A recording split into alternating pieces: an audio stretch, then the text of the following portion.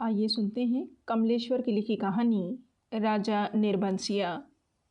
एक राजा निर्बंसिया थे। माँ कहानी सुनाया करती थी। उनके आसपास ही 4-5 बच्चे अपनी मुट्ठियों में फूल दबाए कहानी समाप्त होने पर गौरों पर चढ़ाने के लिए उत्सुक से बैठ जाते थे। आटे का सुंदर सा चौक पूरा होता। उसी चौक पर मिट्टी की 6 गौरें रखी जाती, जिनमें से ऊपर वाली के बिंदिया और सिंदूर लगता। बाकी 5 नीचे दबी पूजा ग्रहण करती रहती। एक और दीपक की बाती स्थिर सी जलती रहती और मंगल घट रखा रहता, जिस पर रोली से सथिया बनाया जाता। सभी बैठे बच्चों के मुख पर फूल चढ़ाने की उतावली की जगह कहानी सुनने की सहज स्थिरता उभर आती। एक राजा निर्बंसिया थे। माँ सुनाया करती थी। उनके राज में बड़ी खुशहाली थी। सब वर्ण के लोग अपना अपना कामकाज देखते थे। कोई दुखी नहीं दिखाई पड़ता था। राजा के एक लक्ष्मी सी रानी थी, चंद्रमा सी सुंदर और राजा को बहुत प्यारी। राजा राजकाज देखते और सुख से रानी के महल में रहते। मेरे सामने मेरे ख्यालों का राजा था, राजा जगपति। तब जगपति से मेरी दांत काटी दोस्ती थी। दोनों मिडिल स्कूल में पढ़ने जाते, दोनों एक से घर के थे, इसलिए बराबरी की निभती थी। मैं मैट्रिक पास करके एक स्कूल में नौकर हो गया और जगपति कस्बे के ही वकील के यहाँ मुहर्रिर।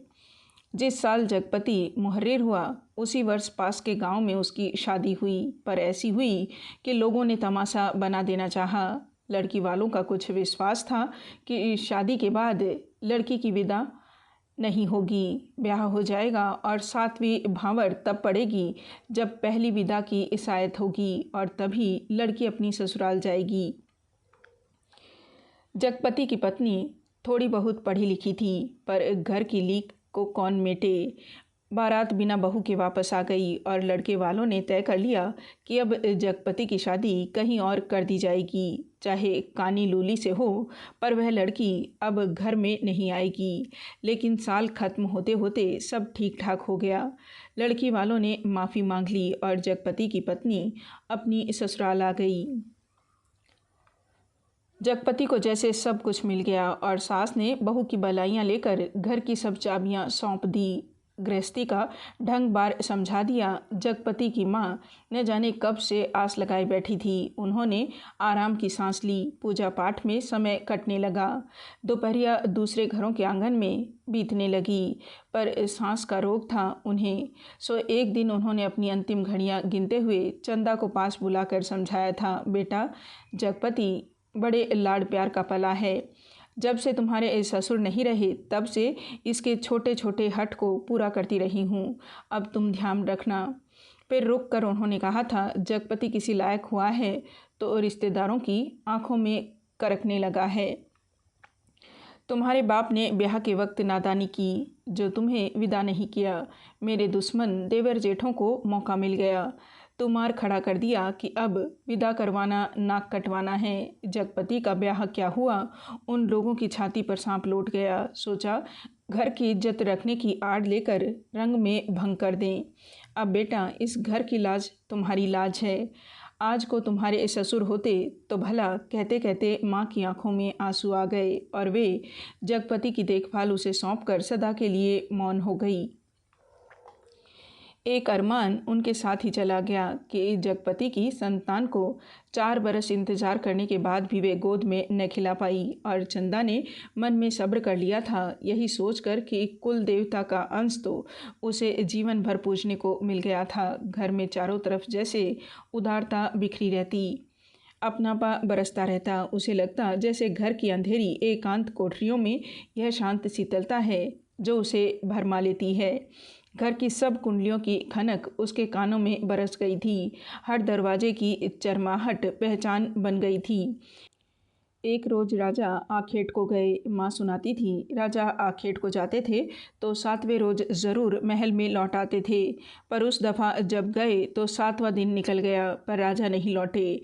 रानी को बड़ी चिंता हुई। रानी एक मंत्री को साथ लेकर खोज में निकली और इसी बीच जगपति को रिश्तेदारी की एक शादी में जाना पड़ा। उसके दूर रिश्ते के भाई दयाराम की शादी थी। कह गया था कि 10वें दिन जरूर वापस आ जाएगा। पर छठे दिन ही खबर मिली कि बारात घर लौटने पर दयाराम के घर डाका पड़ गया। किसी मुखबिर ने सारी खबरें पहुंचा दी थी कि लड़की वालों ने दयाराम का घर सोने चांदी से पाट दिया है। आखिर पुश्तैनी जमींदार की इकलौती लड़की थी। घर आए मेहमान लगभग विदा हो चुके थे। दूसरे रोज जगपति भी चलने वाला था, पर उसी रात डाका पड़ा। जवान आदमी भला खून मांगता है।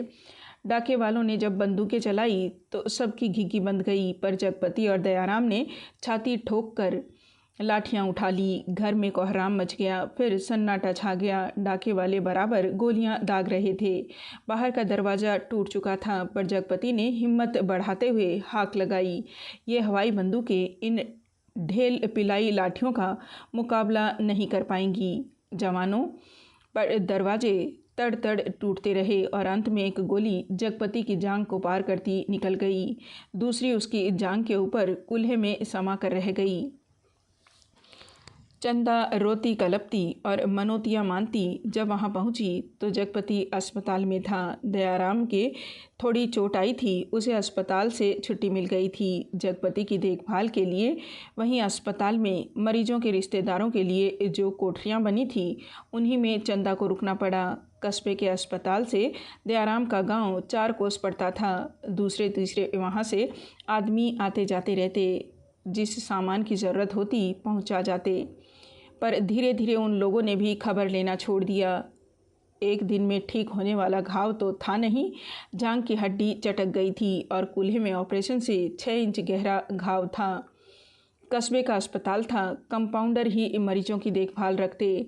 बड़ा डॉक्टर तो नाम के लिए था, या कस्बे के बड़े आदमियों के लिए। छोटे लोगों के लिए तो कंपाउंडर साहब ही ईश्वर के अवतार थे। मरीजों की देखभाल करने वाले रिश्तेदारों की खाने पीने की मुश्किलों से लेकर मरीज की नब्ज तक संभालते थे। छोटी सी इमारत में अस्पताल आबाद था।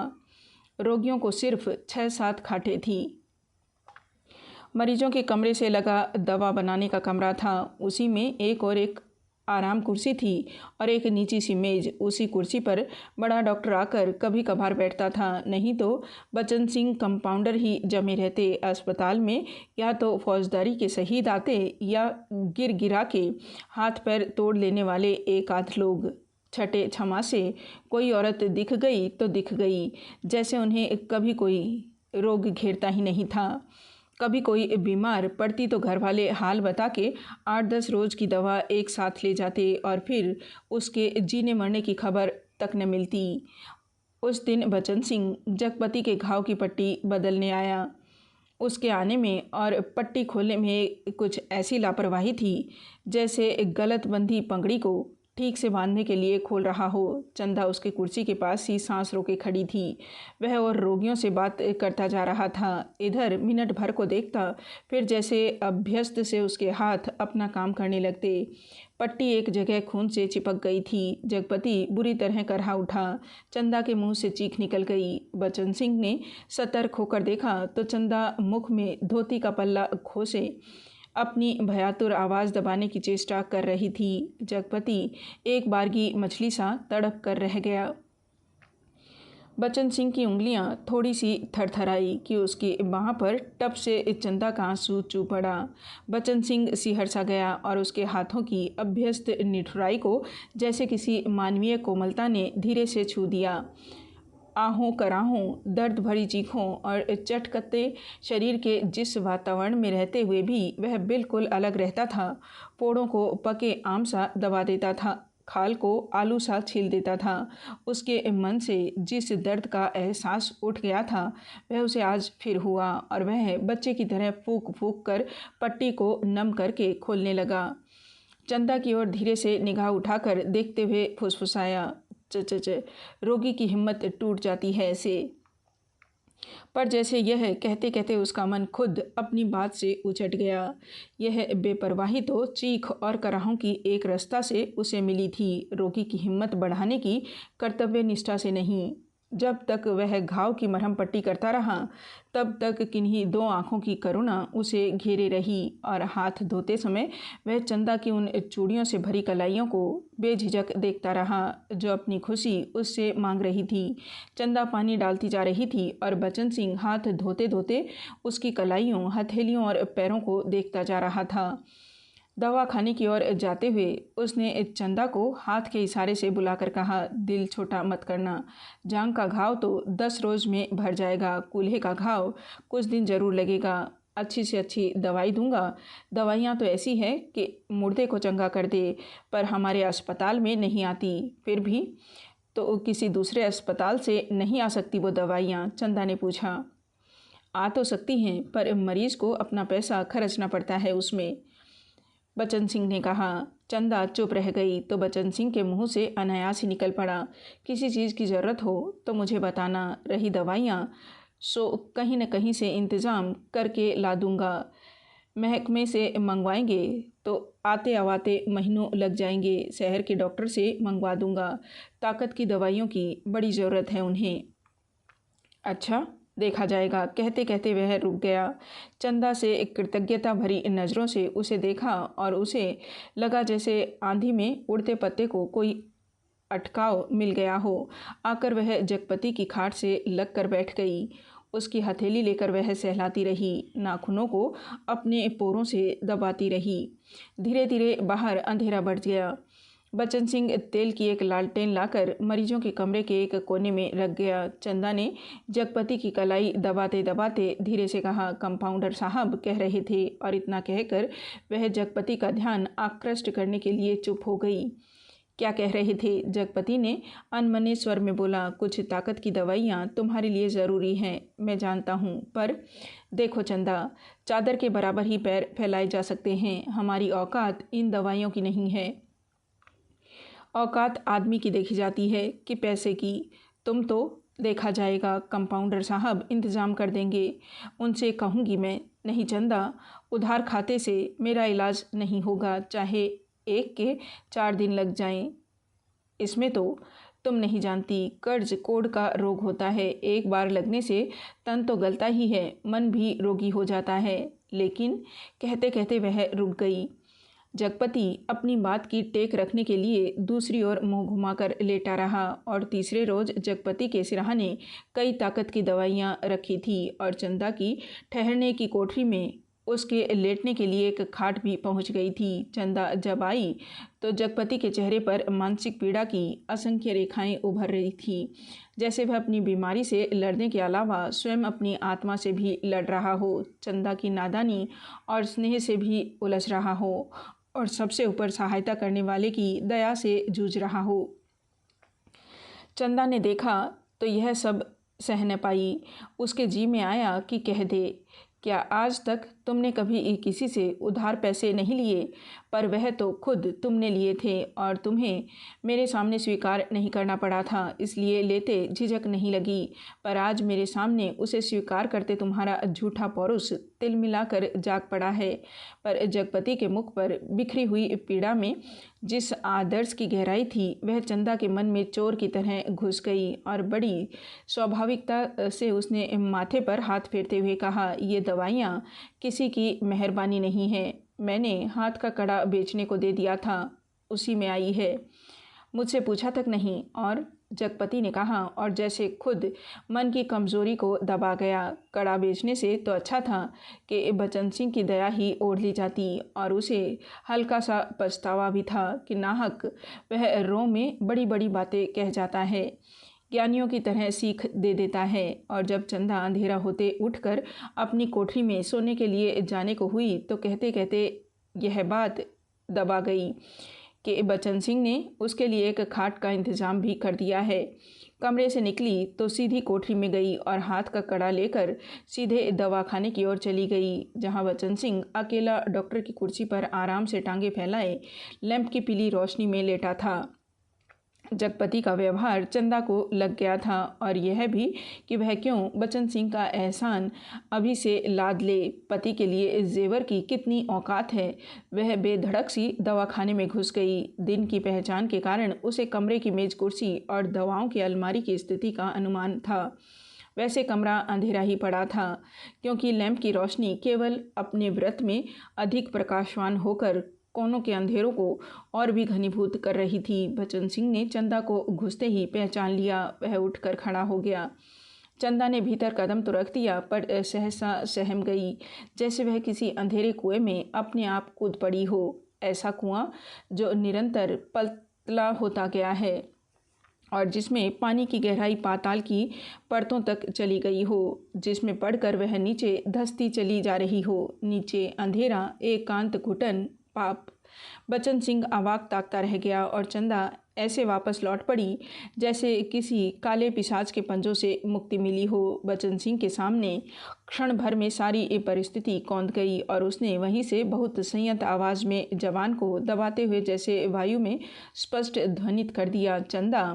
वह आवाज़ इतनी बेआवाज़ थी और निरर्थक होते हुए भी इतनी सार्थक थी कि उस खामोशी में अर्थ भर गया। चंदा रुक गई। बचन सिंह उसके पास जाकर रुक गया।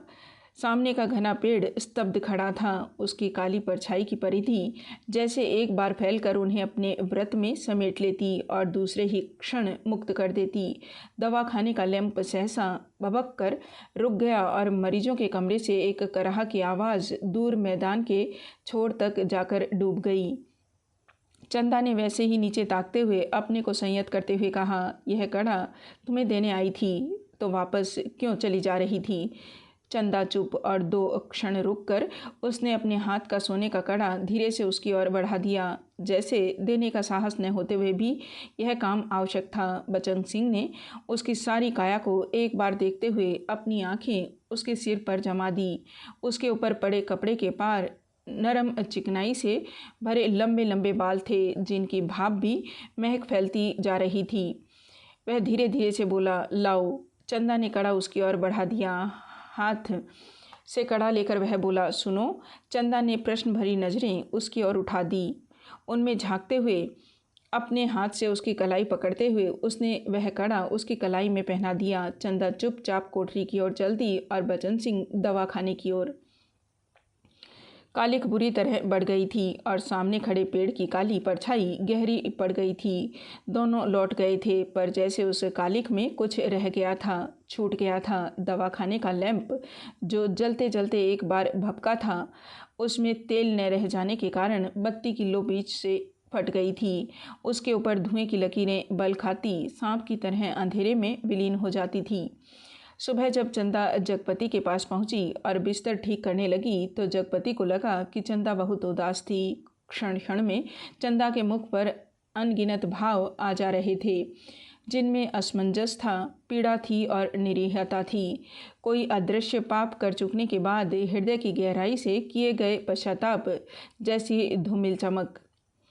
रानी मंत्री के साथ जब निराश होकर लौटी तो देखा राजा महल में उपस्थित थे। उनकी खुशी का ठिकाना न रहा। माँ सुनाया करती थी पर राजा को रानी का इस तरह मंत्री के साथ जाना अच्छा नहीं लगा। रानी ने राजा को समझाया कि वह तो केवल राजा के प्रति अटूट प्रेम के कारण अपने को न रोक सकी। राजा रानी एक दूसरे को बहुत चाहते थे।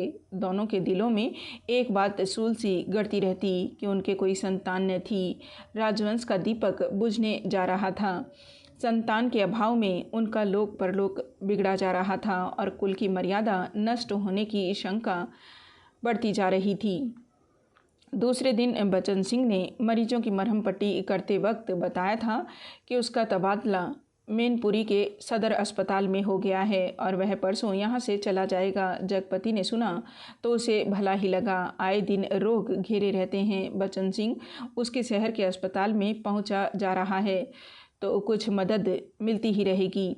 आखिर वह ठीक तो होगा ही और फिर मैनपुरी के सिवा कहाँ जाएगा। पर दूसरे ही क्षण उसका दिल अकथ भारीपन से भर गया। पता नहीं क्यों चंदा के अस्तित्व का ध्यान आते ही उसे इस सूचना में कुछ ऐसे नुकीले कांटे दिखाई देने लगे जो उसके शरीर में किसी भी समय चुभ सकते थे। जरा सा बेखबर होने पर बीत सकते थे। और तब उसके सामने आदमी के अधिकार की लक्ष्मण रेखाएं धुएं की लकीर की तरह कांप कर मिटने लगी और मन में छुपे संदेह के राक्षस बाना बदल योगी के रूप में घूमने लगे। और 15-20 रोज बाद जब जगपति की हालत सुधर गई तो चंदा उसे लेकर घर लौट आई।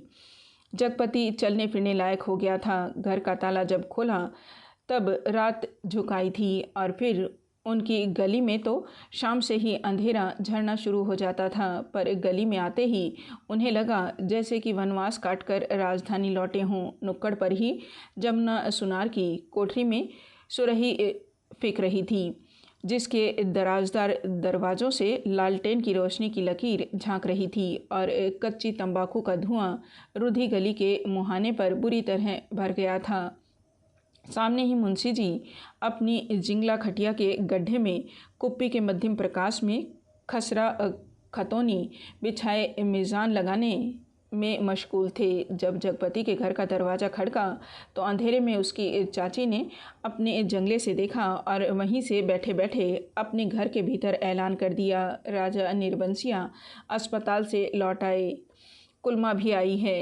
ये शब्द सुनकर घर के अंधेरे बरोठे में घुसते ही जगपति हाँफ कर बैठ गया। झुंझलाकर चंदा से बोला, अंधेरे में क्या मेरे हाथ पैर तुड़वाओगी? भीतर जाकर लालटेन जला लाओ ना, तेल नहीं होगा इस वक्त, जरा ऐसे ही काम तुम्हारे कभी कुछ नहीं होगा, न तेल न।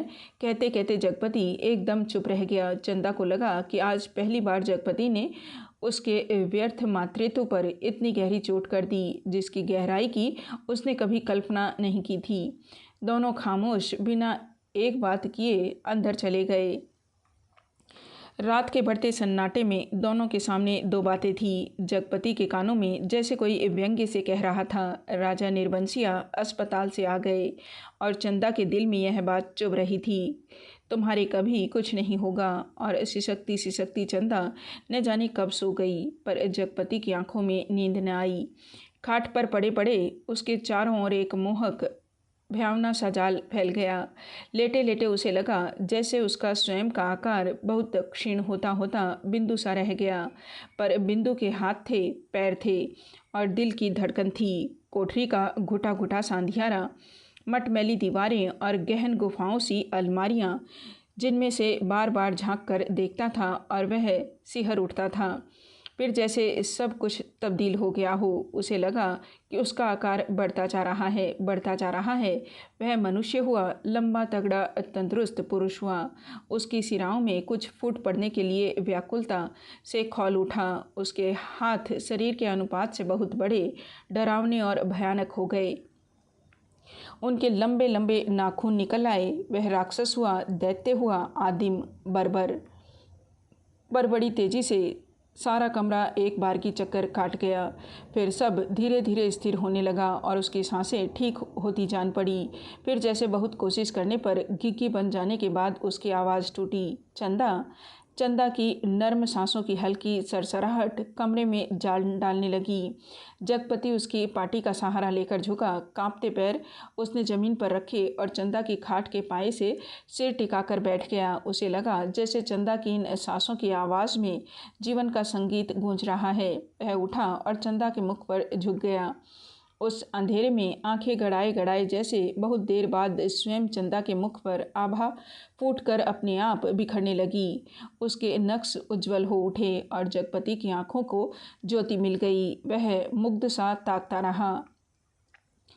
चंदा के बिखरे बाल, जिनमें हाल के जन्मे बच्चे के गबुआरे बालों की सी महक, दूध की कचाईद, शरीर के रस की सी मिठास और स्नेह सी चिकनाहट, और वह माथा जिस पर बालों के पास तमाम छोटे छोटे नर्म से रोए रेशम से, और उस पर कभी लगाई गई सिंदूर की बिंदी का हल्का मिटा हुआ सा आभास, नन्हे नन्हे निर्द्वंद सोए पलक और उनकी मासूम सी कांटों की तरह बरौनियाँ और सांस में घुलकर आती हुई वह आत्मा की निष्कपट आवाज़ की लय, फूल की पंखुड़ी से पतले पतले होठ, उन पर पड़ी अछूती रेखाएं जिनमें सिर्फ दूध सी महक। उसकी आंखों के सामने ममता सी छा गई, केवल ममता, और उसके मुख से अस्फुट शब्द निकल गया, बच्ची। डरते डरते उसके बालों की एक लट को बड़े जत्न से उसने हथेली पर रखा और उंगली से उस पर जैसे लकीरें खींचने लगा। उसे लगा जैसे कोई शिशु उसके अंक में आने के लिए छटपटाकर निराश होकर सो गया हो। उसने दोनों हथेलियों को पसार कर उसके सिर को अपनी सीमा में भर लेना चाहा कि कोई कठोर चीज़ उसकी उंगलियों से टकराई। वह जैसे होश में आया। बड़े सहारे से उसने चंदा के सिर के नीचे टटोला। एक रुमाल में बंधा कुछ उसके हाथ में आ गया। अपने को संयत करता वह वहीं ज़मीन पर बैठ गया। उसी अंधेरे में उस रुमाल को खोला तो जैसे सांप सूंघ गया। चंदा के हाथों के दोनों सोने के कड़े उसमें लिपटे थे और तब उसके सामने सब सृष्टि धीरे धीरे टुकड़े टुकड़े होकर बिखरने लगी। ये कड़े तो चंदा बेचकर उसका इलाज कर रही थी। वे सब दवाइयाँ और ताकत के टॉनिक। उसने तो कहा था ये दवाइयाँ किसी की मेहरबानी नहीं है। मैंने हाथ के कड़े बेचने को दे दिए थे, पर उसका गला बुरी तरह सूख गया। जबान जैसे तालू से चिपक कर रह गई। उसने चाहा कि चंदा को झकाझोर कर उठाए, पर शरीर की शक्ति बह सी गई थी। रक्त पानी हो गया था।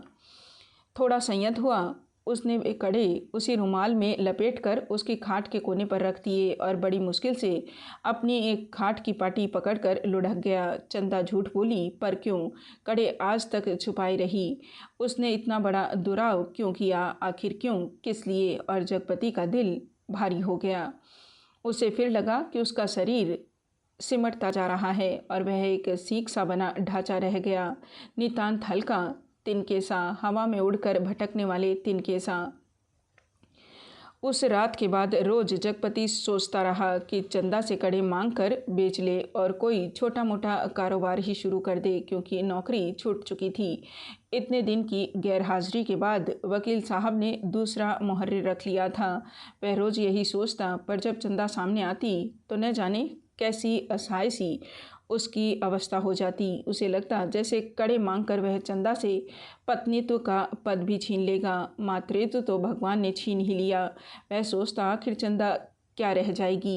एक स्त्री से यदि पत्नीत्व और मातृत्व छीन लिया गया तो उसके जीवन की सार्थकता ही क्या। चंदा के साथ वह यह अन्याय कैसे करे, उससे दूसरी आँख की रोशनी कैसे मांग ले। फिर तो वह नितांत अंधी हो जाएगी और उन कड़ों को मांगने के पीछे जिस इतिहास की आत्मा नंगी हो जाएगी, जैसे वह उस लज्जा को स्वयं ही उघार कर ढापेगा।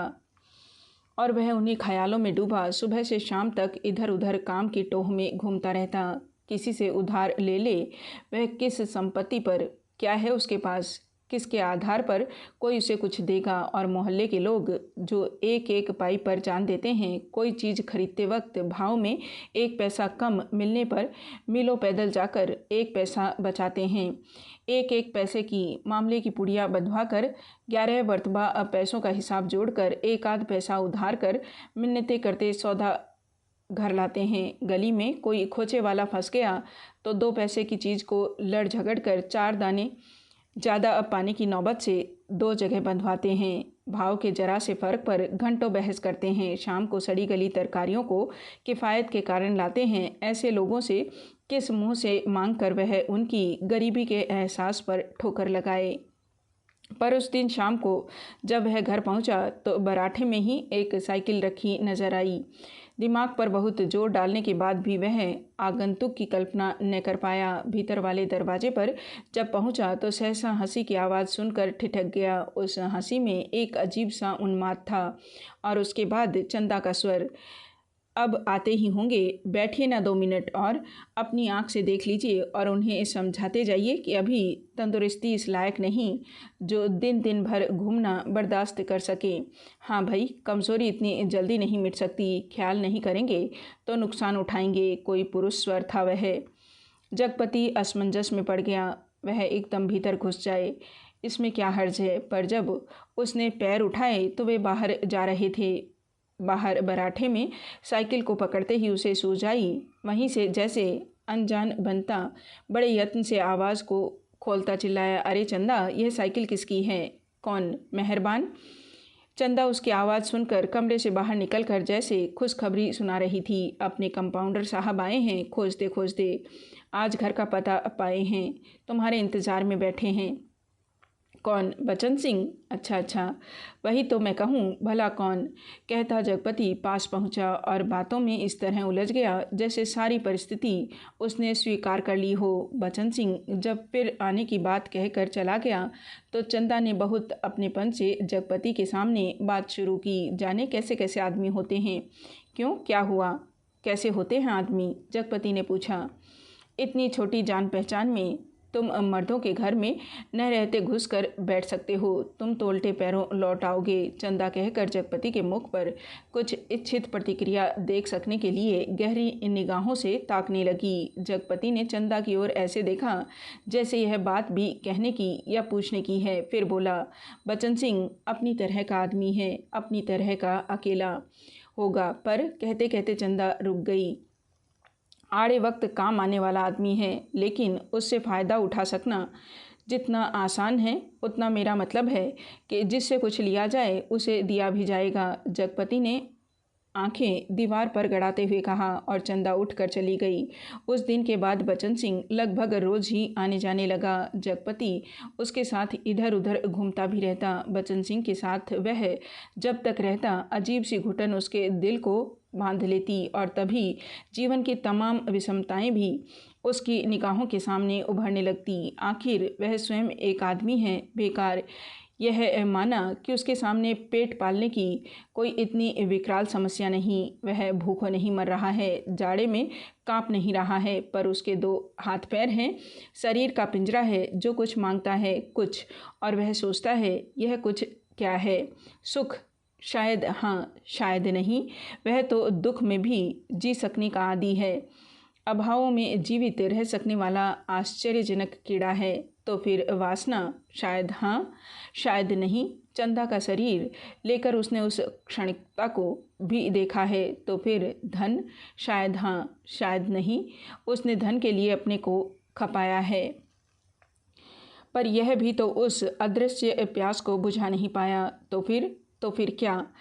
वह कुछ क्या है जो उसके आत्मा में नासूर सा रिश्ता रहता है, अपना उपचार मांगता है? शायद काम? हाँ, यही, बिल्कुल यही, जो उसके जीवन की घड़ियों को निपट सुना न छोड़े, जिसमें वह अपनी शक्ति लगा सके, अपना मन डुबो सके, अपने को सार्थक अनुभव कर सके, चाहे उसमें सुख हो या दुख, आरक्षा हो या सुरक्षा, शोषण हो या पोषण। उसे सिर्फ काम चाहिए, करने के लिए कुछ चाहिए। यही तो उसकी प्रकृत आवश्यकता है, पहली और आखिरी मांग है, क्योंकि वह उस घर में नहीं पैदा हुआ जहाँ सिर्फ जबान हिलाकर शासन करने वाले होते हैं। वह उस घर में भी नहीं पैदा हुआ जहाँ सिर्फ मांग कर जीने वाले होते हैं। वह उस घर का है जो सिर्फ काम करना जानता है, काम ही जिसकी आस है, सिर्फ वह काम चाहता है, काम। और एक दिन उसकी काम धाम की समस्या भी हल हो गई। तालाब वाले ऊंचे मैदान के दक्षिण ओर जगपति की लकड़ी की टाल खुल गई, बोर्ड तक टंग गया। टाल की ज़मीन पर लक्ष्मी पूजन भी हो गया और हवन भी हुआ। लकड़ी की कोई कमी नहीं थी। गांव से आने वाली गाड़ियों को इस कारोबार में पेरे हुए आदमियों की मदद से मोल तोल करवा के वहाँ गिरवा दिया गया। गांठें एक और रखी गई, चेलों का चट्टा करीने से लग गया और गुद्दे चीरने के लिए डाल दिए गए। 2-3 गाड़ियों का सौदा करके टाल चालू कर दी गई। भविष्य में स्वयं पेड़ खरीद कर काटने का तय किया गया। बड़ी बड़ी स्कीमें बनी कि किस तरह जलाने की लकड़ी से बढ़ाते बढ़ाते एक दिन इमारती लकड़ी की कोठी बनेगी, चीरने की नई मशीन लगेगी। कारोबार बढ़ जाने पर बचन सिंह भी नौकरी छोड़कर उसी में लग जाएगा और उसने महसूस किया कि वह काम में लग गया है। अब 24 घंटे उसके सामने काम है, उसके समय का उपयोग है। दिन भर में वह 1 घंटे के लिए किसी का मित्र हो सकता है, कुछ देर के लिए वह पति हो सकता है, पर बाकी समय, दिन और रात के बाकी घंटे, उन घंटों के अभाव को सिर्फ उसका अपना काम ही भर सकता है। और अब वह कामदार था। वह कामदार तो था, लेकिन जब टाल की उस ऊंची ज़मीन पर पड़े छप्पर के नीचे तख्त पर वह गल्ला रख कर बैठता, सामने लगे लकड़ियों के ढेर, कटे हुए पेड़ के तने, जड़ों को लुढ़का हुआ देखता तो एक निरीहता बरबस उसके दिल को बांधने लगती। उसे लगता एक व्यर्थ पिशाच का शरीर टुकड़े टुकड़े करके उसके सामने डाल दिया गया है, फिर इन पर कुल्हाड़ी चलेगी और इनके रेसे रेसे अलग हो जाएंगे और तब इनकी ठठरियों को सुखाकर किसी पैसे वाले के हाथ तक पर तोल बेच कर दिया जाएगा। और तब उसकी निगाहें सामने खड़े ताड़ पर अटक जाती, जिसके बड़े बड़े पत्तों पर सुर्ख गर्दन वाले एक गिद्ध पर फड़फड़ाकर देर तक खामोश बैठे रहते। ताड़ का काला गठरेदार तना और उसके सामने ठहरी हुई वायु में निश्वास कांपती भारहीन नीम की पत्तियां चकराती झड़ती रहती। धूल भरी धरती पर लकड़ी की गाड़ियों के पहियों की पड़ी हुई लीक धुंधली सी चमक उठती और बगल वाले मूंगफली के पेच की एक रस खरखराती आवाज़ कानों में भरने लगती। बगल वाली कच्ची पगडंडी से कोई गुजरकर टीले के ढलान से तालाब की निचाई में उतर जाता। उसके गदले पानी में कूड़ा तैरता रहता और सुअर कीचड़ में मुंह डालकर उस कूड़े को रोनते रहते। दोपहर सिमटती और शाम की धुंध छाने लगती तो वह लालटेन जलाकर छप्पर के खंभे की कील में टांग लेता और उसके थोड़ी ही देर बाद अस्पताल वाली सड़क से बच्चन सिंह एक काले धब्बे की तरह आता दिखाई पड़ता। एक आध बिक्री की बातें होती और तब दोनों घर की ओर चल देते। घर पहुंचकर बच्चन सिंह कुछ देर ज़रूर रुकता, बैठता, इधर उधर की बातें करता। कभी मौका पड़ जाता तो जगपति और बच्चन सिंह की थाली भी साथ लग जाती। चंदा सामने बैठकर दोनों को खिलाती। बच्चन सिंह बोलता जाता, क्या तरकारी बनी है, मसाला ऐसा पड़ा है कि उसकी भी बहार है और तरकारी का स्वाद भी न मरा। होटलों में या तो मसाला ही मसाला रहेगा या सिर्फ तरकारी ही तरकारी। वाह वाह, क्या बात है अंदाज की। और चंदा बीच बीच में टोक कर बोलती जाती, इन्हें तो जब तब दाल में प्याज का भुना घी न मिले तब तक पेट ही नहीं भरता, या सिरका अगर इन्हें मिल जाए तो समझो सब कुछ मिल गया। पहले मुझे सिरका न जाने कैसा लगता था, पर अब ऐसा जवान पर चढ़ा है कि या इन्हें एक कागज़ सी पतली रोटी पसंद ही नहीं आती। अब मुझसे कोई पतली रोटी बनाने को कहे तो बनती ही नहीं, आदत पड़ गई है और फिर मन ही नहीं करता। पर चंदा की आंखें बच्चन सिंह की थाली पर ही जमी रहती। रोटी निपटी तो रोटी परोस दी, दाल खत्म नहीं हुई तो भी एक चमचा और परोस दी और जगपति सिर झुकाए खाता रहता। सिर्फ एक गिलास पानी मांगता और चंदा चौंक कर पानी देने से पहले कहती, अरे तुमने तो कुछ लिया भी नहीं। कहते कहते वह पानी दे देती और तब उसके दिल पर गहरी सी चोट लगती। न जाने क्यों वह खामोशी की चोट उसे बड़ी पीड़ा दे जाती, पर वह अपने को समझा लेती, कोई मेहमान तो नहीं है, मांग सकते थे, भूख नहीं होगी।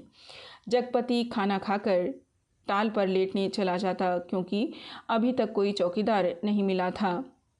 छप्पर के नीचे तख्त पर जब वह लेटता तो अनायास से उसका दिल भर भर आता। पता नहीं कौन कौन से दर्द एक दूसरे से मिलकर तरह तरह की टीस, चटकन और ऐंठन पैदा करने लगते। कोई एक रग दुखती तो वह सहलाता भी। जब सभी नसें चटकती हो तो कहाँ कहाँ राहत का हाथ, अकेला हाथ सहलाए। लेटे लेटे उसकी निगाह ताड़ के उस ओर बनी पुख्ता कब्र पर जम जाती, जिसकी सिरहाने कटीला बबूला का एकाकी पेड़ सुन्न सा खड़ा रहता। जिस कब्र पर एक पर्दा नसीन औरत बड़े लिहाज से आकर सवेरे सवेरे बेला और चमेली के फूल चढ़ा जाती, घूम घूम कर उसके फेरे लेती और माथा टेक कर कुछ कदम उदास उदास सी चलकर एकदम तेजी से मुड़कर बिसातियों के मोहल्ले में खो जाती। शाम होते फिर आती, एक दिया बारती और अगर की बत्तियां जलाती, फिर मुड़ते हुए ओढ़नी का पल्ला कंधों पर डालती तो दिए की लौ कांपती, कभी कांप कर बुझ जाती, पर उसके कदम बढ़ चुके होते, पहले धीमे थके उदास से और फिर तेज सधे सामान्य से, और वह फिर उसी मोहल्ले में खो जाती। और तब रात की तन्हाइयों में बबूल के कांटों के बीच उस साएं साएं करते ऊंचे नीचे मैदान में जैसे उस कब्र से कोई रूह निकलकर निपट अकेली भटकती रहती। तभी ताड़ पर बैठे सुर्ख गर्दन वाले गिद्ध मनहूस सी आवाज़ में किलबिला उठते और ताड़ के पत्ते भयानकता से खड़खड़ा उठते। जगपति का बदन कांप जाता और वह भटकती रूह जिंदा रह सकने के लिए जैसे कब्र की ईंटों में बबूल के साया तले दुबक जाती। जगपति अपनी टांगों को पेट में भींचकर कंबल से मुंह छुपा औंधा लेट जाता।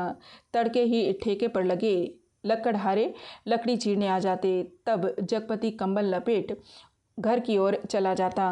राजा रोज सवेरे टहलने जाते थे। माँ सुनाया करती थी, एक दिन जैसे ही महल के बाहर निकल कर आए कि सड़क पर झाड़ू लगाने वाली मेहतरानी उन्हें देखते ही अपना झाड़ू पंजा पटक कर माथा पीटने लगी और कहने लगी, हाय राम, आज राजा निर्बंसिया का मुंह देखा है, न जाने रोटी भी नसीब होगी कि नहीं, न जाने कौन सी विपत टूट पड़े। राजा को इतना दुख हुआ कि उल्टे पैरों महल को लौट गए। मंत्री को हुक्म दिया कि उस मेहतरानी का घर नाच से भर दे और सब राजसी वस्त्र उतार। राजा उसी क्षण जंगल की ओर चले गए। उसी रात रानी को सपना हुआ कि कल की रात तेरी मनोकामना पूरी होने वाली है। रानी बहुत पछता रही थी, पर फौरन ही रानी राजा को खोजती खोजती उस सराय में पहुंच गई जहां वह टिके हुए थे। रानी भेष बदल कर सेवा करने वाली भटियारिन बनकर राजा के पास रात में पहुंची। रात भर उनके साथ रही और सुबह राजा के जागने से पहले सराय छोड़ महल में लौट गई। राजा सुबह उठकर दूसरे देश की ओर चले गए। 2 ही दिनों में राजा के निकल जाने की खबर राजभर में फैल गई। राजा निकल गए, चारों तरफ यही खबर थी और उस दिन टोले मोहल्ले के हर आंगन में बरसात के मेह की तरह यह खबर बरस कर फैल गई कि चंदा के बाल बच्चा होने वाला है।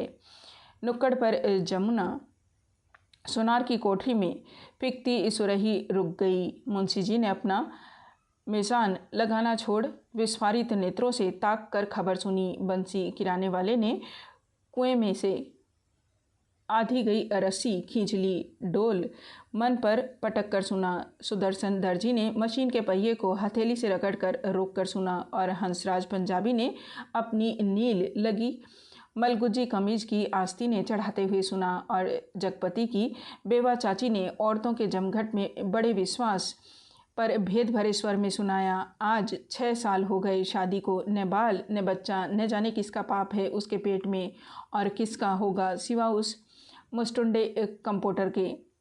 न जाने कहाँ से कुलच्छनी इस मोहल्ले में आ गई। इस गली की तो पुश्तों से ऐसी मर्जाद रही है कि गैर मर्द औरत की परछाई तक नहीं देख पाए। यहाँ के मर्द तो बस अपने घर की औरतों को जानते हैं, नहीं तो पड़ोसी के घर की जनानियों की गिनती तक नहीं मालूम। यह कहते कहते उनका चेहरा तमतमा आया और सब औरतें देवलोक की देवियों की तरह गंभीर बनी अपनी पवित्रता की महानता के बोझ से दबी धीरे धीरे खिसक गई। सुबह यह खबर फैलने से पहले जगपति टाल पर चला गया था।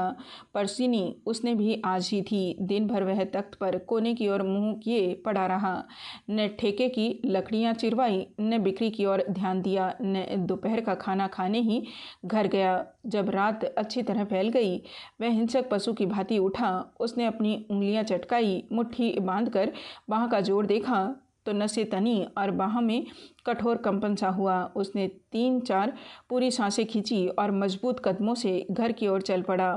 मैदान खत्म हुआ, कंकड़ की सड़क आई, सड़क खत्म हुई, गली आई, पर गली के अंधेरे में घुसते ही वह सहम गया, जैसे किसी ने अदृश्य हाथों से उसे पकड़कर सारा रक्त निचोड़ लिया। उसकी फटी हुई शक्ति की नस पर हिम शीतल होठ रख कर सारा रस चूस लिया और गली के अंधेरे की हिकारत भरी एक कालिख और भी भारी हो गई, जिसमें घुसने से उसकी सांस रुक जाएगी, घुट जाएगी। वह पीछे मुड़ा पर रुक गया। फिर कुछ संयत होकर वह चोरों की तरह निशब्द कदमों से किसी तरह घर की भीतरी देहरी तक पहुंच गया। दाईं ओर की रसोई वाली दहलीज में कुप्पी टिमटिमा रही थी और चंदा अस्त व्यस्त सी दीवार से सिर टिके शायद आसमान निहारते निहारते सो गई थी। कुप्पी का प्रकाश उसके आधे चेहरे को उजागर किए था और आधा चेहरा गहन कालिमा में डूबा अदृश्य था। वह खामोशी से खड़ा ताकता रहा। चंदा के चेहरे पर नारीत्व की प्रौढ़ता आज उसे दिखाई दी। चेहरे की सारी कमनीयता न जाने कहाँ खो गई थी। उसका अछूतापन न जाने कहाँ लुप्त हो गया था। फूला फूला मुख जैसे टहनी से तोड़े फूल को पानी में डालकर ताज़ा किया गया हो। जिसकी पंखुड़ियों में टूटन की सुरमई रेखाएं पड़ गई हो, पर भीगने से भारीपन आ गया हो।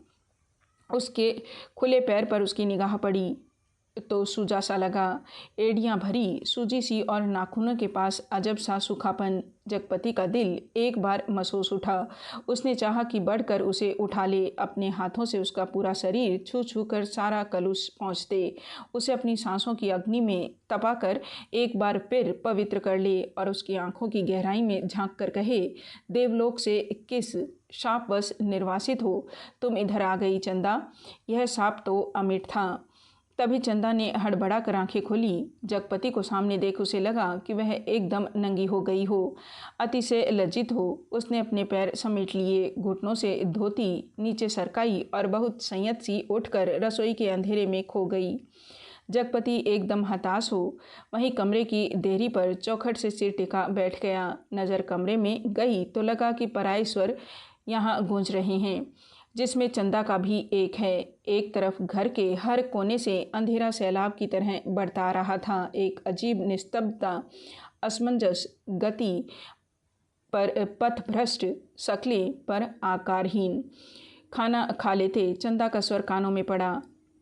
वह अनजाने ऐसे उठ बैठा जैसे तैयार बैठा हो। उसकी बात कि आज तक उसने अवज्ञा न की थी। खाने को तो बैठ गया पर कौर नीचे नहीं सरक रहा था। तभी चंदा ने बड़े सधे शब्दों में कहा, कल मैं गांव जाना चाहती हूँ। जैसे वह इस सूचना से परिचित था। बोला, अच्छा।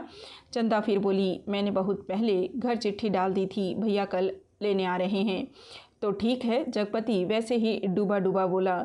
चंदा का बांध टूट गया और वह वहीं घुटनों से मुंह दबाकर कातर सी फह फह कर रो पड़ी। न उठ सकी न हिल सकी।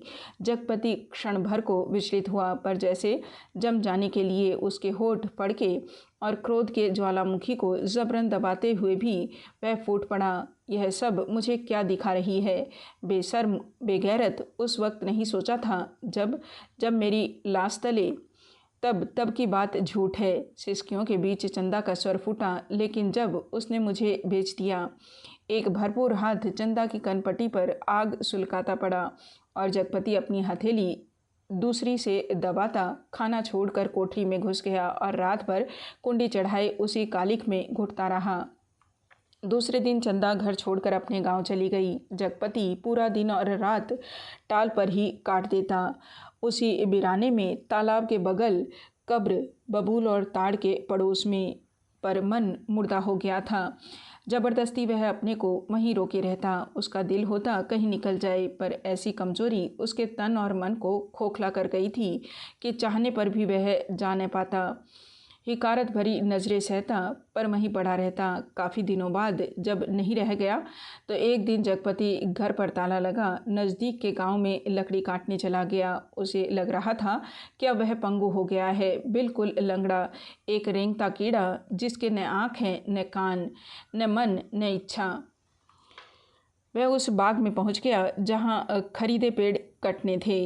दो आरे वालों ने पतले पेड़ के तने पर आरा रखा और कर कर का आवाज़ शोर शुरू हो गया। दूसरे पेड़ पर बन्ने और सकुरे की कुल्हाड़ी बज उठी और गांव से दूर उस बाग में एक लयपूर्ण शोर शुरू हो गया। जड़ पर कुल्हाड़ी पड़ती तो पूरा पेड़ थर्रा जाता। करीब के खेत की मेड़ पर बैठे जगपति का शरीर भी जैसे कांप कांप उठता। चंदा ने कहा था, लेकिन जब तुमने मुझे बेच दिया, क्या वह ठीक कहती थी? क्या बच्चन सिंह ने टाल के लिए जो रुपए दिए थे उसका ब्याज इधर चुकता हुआ? क्या सिर्फ वही रुपए आग बन गए जिसकी आंच में उसकी सहनशीलता, विश्वास और आदर्श मोम से पिघल गए?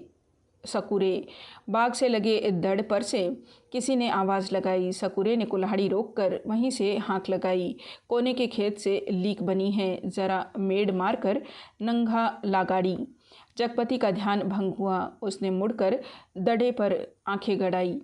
दो भैंसा गाड़ियाँ लकड़ी भरने के लिए आ पहुँची थी। सकुरे ने जगपति के पास आकर कहा, एक गाड़ी का भुर्त तो हो गया, बल्कि डेढ़ का। अब इस पतरिया पेड़ को न छांट दें। जगपति ने उस पेड़ की ओर देखा जिसे काटने के लिए सकुरे ने इशारा किया था। पेड़ की शाख हरी पत्तियों से भरी थी। वह बोला, अरे यह तो हरा है, अभी इसे छोड़ दो। हरा होने से क्या, उखड़ तो गया है, न फूल का न फल का, अब कौन इसमें फल फूल आएंगे।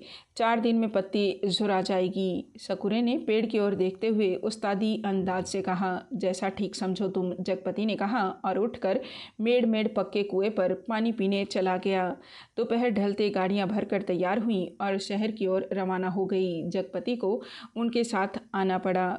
गाड़ियां लकड़ी से लदी शहर की ओर चली जा रही थी और जगपति गर्दन झुकाए कच्ची सड़क की धूल में डूबा भारी कदमों से धीरे धीरे उन्हीं की बजती घंटियों के साथ निर्जीव सा बढ़ता जा रहा था। कई बरस बाद राजा परदेश से बहुत सा धन कमाकर गाड़ी में लाद कर अपने देश की ओर लौटे। माँ सुनाया करती थी, राजा की झोपड़ी का पहिया महल में कुछ दूर पतेल की झाड़ी में उलझ गया। हर तरह कोशिश की पर पहिया न निकला।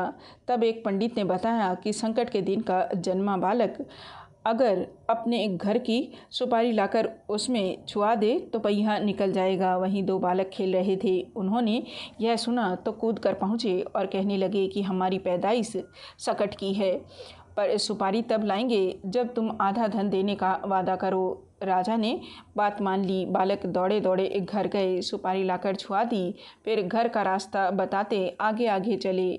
आखिर गाड़ी महल के सामने उन्होंने रोक ली। राजा को बड़ा अचरज हुआ कि हमारे ही महल में ये बालक कहाँ से आ गए। भीतर पहुँचे तो रानी खुशी से बेहाल हो गई। पर राजा ने पहले उन बालकों के बारे में पूछा तो रानी ने कहा कि ये दोनों बालक उन्हीं के राजकुमार हैं। राजा को विश्वास नहीं हुआ। रानी बहुत दुखी हुई। गाड़ियां जब टाल पर आकर लगी और जगपति तख्त पर हाथ पैर ढीले करके बैठ गया तो पगडंडी से गुजरते मुंशी जी ने उसके पास आकर बताया, अभी उस दिन वसूली में तुम्हारी ससुराल के नज़दीक एक गांव में जाना हुआ तो पता लगा कि 15-20 दिन हुए चंदा के लड़का हुआ है। और फिर जैसे मोहल्ले में सुनी सुनाई बातों पर पर्दा डालते हुए बोले, भगवान के राज में देर है अंधेर नहीं। जगपति भैया। जगपति ने सुना तो पहले उसने गहरी नज़रों से मुंशी जी को ताका, पर वह उनके तीर का निशाना ठीक ठीक नहीं खोज पाया। पर सब कुछ सहन करते हुए बोला, देर और अंधेर दोनों हैं। अंधेर तो सरासर है, तिरिया चरित्र है सब। बड़े बड़े हार गए। कहते कहते मुंशी जी रुक गए, पर कुछ इस तरह जैसे कोई बड़े भेद भरी बात है जिसे उनकी गोल होती हुई आंखें समझा देगी। जगपति मुंशी जी की तरफ ताकता रह गया। मिनट भर मनहूस सा मौन छाया रहा। उसे तोड़ते हुए मुंशी जी बड़ी दर्द भरी आवाज़ में बोले, सुन तो लिया होगा तुमने। क्या कहने को जगपति कह गया, पर उसे लगा कि अभी मुंशी जी उस गांव में फैली बातों को ही बड़ी बेदर्दी से कह डालेंगे। उसने नाहक पूछा। तभी मुंशी जी ने उसकी नाक के पास मुंह ले जाते हुए कहा, चंदा दूसरे के घर बैठ रही है, कोई मधुसूदन है वहीं का, पर बच्चा दीवार बन गया है। चाहते तो वे यही हैं कि मर जाए तो रास्ता खुले, पर राम जी की मर्जी। सुना है बच्चा रहते भी वह चंदा को बैठाने को तैयार है। जगपति की सांस गले में अटक कर रह गई। बस आंखें मुंशी जी के चेहरे पर पथराई सी जड़ी थी। मुंशी जी बोले, अदालत से बच्चा तुम्हें मिल सकता है, अब काहे का शर्म लिहाज अपना कहकर किस मुंह से मांगू। बाबा हर तरफ तो कर्ज से दवा हूँ, तन से, मन से, पैसे से, इज्जत से, किसके बल पर दुनिया सजाने की कोशिश करूं। कहते कहते वह अपने में खो गया। मुंशी जी वहीं बैठ गए। जब रात झुक आई तो जगपति के साथ ही मुंशी जी भी उठे। उसके कंधे पर हाथ रखे वे उसे गली तक लाए। अपनी कोठरी आने पर पीठ सहलाकर उन्होंने उसे छोड़ दिया। वह गर्दन झुकाए गली के अंधेरे में उन्हीं ख्यालों में डूबा ऐसे चलता चला आया जैसे कुछ हुआ न हो, पर कुछ ऐसा बोझ था जो न सोचने देता था और न समझने। जब चाची की बैठक के पास से गुजरने लगा तो सहसा उसके कानों में भनक पड़ी, आ गए सत्यानाशी कुलबोरन। उसने ज़रा नज़र उठाकर देखा तो गली की चाची भौजाइयाँ बैठक में जमा थी और चंदा की चर्चा छिड़ी थी, पर वह चुपचाप निकल गया। इतने दिनों बाद ताला खोला और बरोठे के अंधेरे में कुछ सूझ न पड़ा तो एकाएक वह रात उसकी आंखों के सामने घूम गई जब वह अस्पताल से चंदा के साथ लौटा था। बेवा चाची का वह जहर बुझा तीर राजा निर्वंशिया अस्पताल से लौट आए और आज सत्यानाशी कुलबोरन, और स्वयं उसका वह वाक्य जो चंदा को छेद गया था, तुम्हारे कभी कुछ न होगा। और उस रात की शिशु चंदा चंदा का लड़का हुआ है। वह कुछ और जानती, आदमी का बच्चा न जानती, वह और कुछ भी जानती। कंकड़ पत्थर वह नारी न बनती, बच्ची ही बनी रहती उस रात की शिशु चंदा। पर चंदा यह सब क्या करने जा रही है? उसके जीते जी वह दूसरे के घर बैठने जा रही है। कितने बड़े पाप में धकेल दिया चंदा को। पर उसे भी तो कुछ सोचना चाहिए, आखिर क्या। पर मेरे जीते जी तो यह सब अच्छा नहीं। वह इतनी घृणा बर्दाश्त करके भी जीने को तैयार है, या मुझे जलाने को। वह मुझे नीच समझती है, कायर नहीं। तो एक बार खबर तो लेती, बच्चा हुआ तो पता लगता। पर नहीं, वह उसका कौन है? कोई भी नहीं। औलाद ही तो वह स्नेह की धुरी है जो आदमी औरत के पहियों को साध कर तन के दलदल से पार ले जाती है। नहीं तो हर औरत वैश्या है और हर आदमी वासना का कीड़ा। तो क्या चंदा औरत नहीं रही? वह ज़रूर औरत थी, पर स्वयं मैंने उसे नरक में डाल दिया। वह बच्चा मेरा कोई नहीं, पर चंदा तो मेरी है। एक बार उसे ले आता, फिर यहाँ रात के मोहक अंधेरे में उसके फूल से अधरों को देखता, निर्द्वंद सोई पलकों को निहारता, सांसों की दूध सी अछूती महक को समेट लेता। आज का अंधेरा, घर में तेल भी नहीं जो दिया जला ले। और फिर किसके लिए कौन जलाए? चंदा के लिए। पर उसे तो भेज दिया था। सिवा चंदा के कौन सी संपत्ति उसके पास थी जिसके आधार पर कोई कर्ज देता? कर्ज न मिलता तो यह सब कैसे चलता? काम पेड़ कहाँ से कटते? और तब सकुरे के वे शब्द उसके कानों में गूंज गए, हरा होने से क्या, उखड़ तो गया है। वह स्वयं भी तो एक उकठा हुआ पेड़ है, न फल का न फूल का, सब व्यर्थ ही तो है। जो कुछ सोचा उस पर कभी विश्वास न कर पाया। चंदा को चाहता रहा, पर उसके दिल में चाहत न जगा पाया। उसे कहीं से एक पैसा मांगने पर डांटता रहा, पर खुद लेता रहा। और आज वह दूसरे के घर बैठ रही है। उसे छोड़कर वह अकेला है। हर तरफ बोझ है जिसमें उसकी नस नस कुचली जा रही है, रग रग फट गई है। और वह किसी तरह टटोल टटोल कर भीतर घर में पहुंचा। रानी अपने कुल देवता के मंदिर में पहुंची। माँ सुनाया करती थी, अपने इस सतीत्व को सिद्ध करने के लिए उन्होंने घोर तपस्या की। राजा देखते रहे। कुल देवता प्रसन्न हुए और उन्होंने अपनी दैवी शक्ति से दोनों बालकों को तत्काल जन्मे शिशुओं में बदल दिया। रानी की छातियों में दूध भराया और उनमें से धार फूट पड़ी तो शिशुओं के मुंह में गिरने लगी। राजा को रानी के सतीत्व का सबूत मिल गया। उन्होंने रानी के चरण पकड़ लिए और कहा कि तुम देवी हो, ये मेरे पुत्र हैं। और उस दिन से राजा ने फिर से राजकाज संभाल लिया। पर उसी रात जगपति अपना सारा कारोबार त्याग अफीम और तेल पीकर मर गया, क्योंकि चंदा के पास कोई दैवी शक्ति नहीं थी। और जगपति राजा नहीं, बच्चन सिंह कंपाउंडर का कर्जदार था। राजा ने दो बातें की, माँ सुनाती थी। एक तो रानी के नाम से उन्होंने बहुत बड़ा मंदिर बनवाया, और दूसरे राज के नए सिक्कों पर बड़े राजकुमार का नाम खुदवा कर चालू किया, जिससे राजभर में अपने उत्तराधिकारी की खबर हो जाए। जगपति ने मरते वक्त दो पर्चे छोड़े, एक चंदा के नाम, दूसरा कानून के नाम। चंदा को उसने लिखा था, चंदा, मेरी अंतिम चाह यही है कि तुम बच्चे को लेकर चली आना। अभी एक दो दिन मेरी लाश की दुर्गति होगी, तब तक तुम आ सकोगी। चंदा आदमी को पाप नहीं पश्चाताप मारता है। मैं बहुत पहले मर चुका था। बच्चे को लेकर ज़रूर चली आना। कानून को उसने लिखा था, किसी ने मुझे मारा नहीं है, किसी आदमी ने नहीं। मैं जानता हूँ कि मेरे जहर की पहचान करने के लिए मेरा सीना चीरा जाएगा। उसमें जहर है। मैंने अफीम नहीं, रुपए खाए हैं। उन रुपयों में कर्ज का जहर था। उसी ने मुझे मारा है। मेरी लाश तब तक न जलाई जाए जब तक चंदा बच्चे को लेकर न आ जाए, आग बच्चे से दिलवाई जाए, बस। माँ जब कहानी समाप्त करती थी तो आसपास बैठे बच्चे फूल चढ़ाते थे। मेरी कहानी भी खत्म हो गई, पर